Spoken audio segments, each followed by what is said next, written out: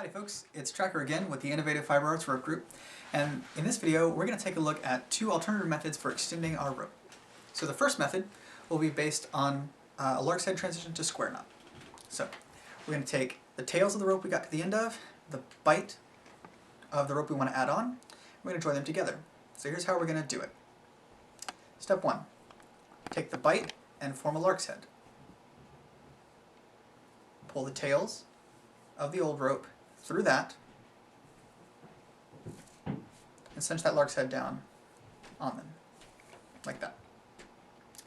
Now, let me turn around so you can see it. So we're going to take the Lark's head knot here like this, and we're going to start to fold it open like a pretzel and push it all the way around, like this. Now when you do that, you'll have the short ends right here and the long ends. Grab onto them, grab this rope, which is the one connected to the bite, and just simply pull apart.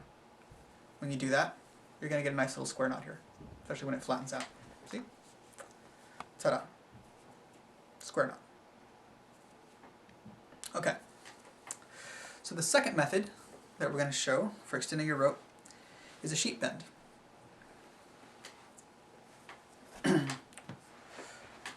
So once again, we have the tails for the end of our rope, and we have the bite of the new rope we want to add on.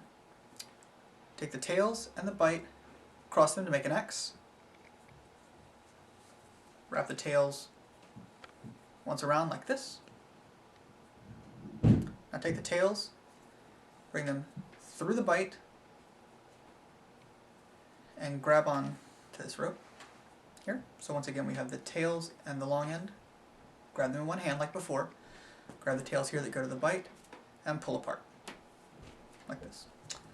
Then to dress, take the short tails, bring them up at 90 degrees and pull straight up. So you get this knot here. Again, it should be just as flat as the other knot. This is a sheet bend.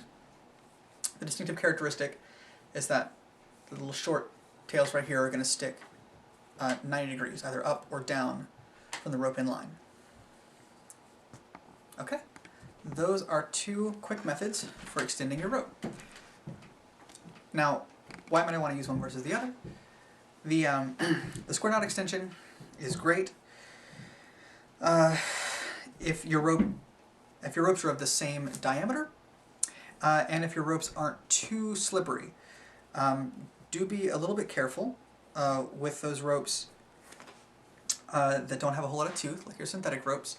Make sure that you have plenty of extra tail sticking through that square knot. The thing to watch out for is that if there's sort of a bouncy load on that line and the two ropes go towards one another, the square knot is more likely to loosen up a little bit and possibly fail.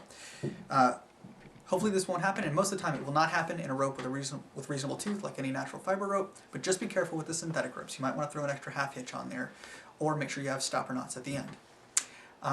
For the sheet bend, you're much less likely to have that sort of collapsing effect happen because the rope makes an extra 90-degree turn. And the sheet bend is also specifically designed if you want to attach two ropes of different diameters together. So if you're working with a 6mm piece of rope and you want to transition into something thinner, like a 4mm piece that you'd like to do some detailed work with, you can use the sheet bend extension, and that should hold perfectly well, because that's what the knot was originally designed for. Alright, so two methods, take your pick, have fun, and happy tying!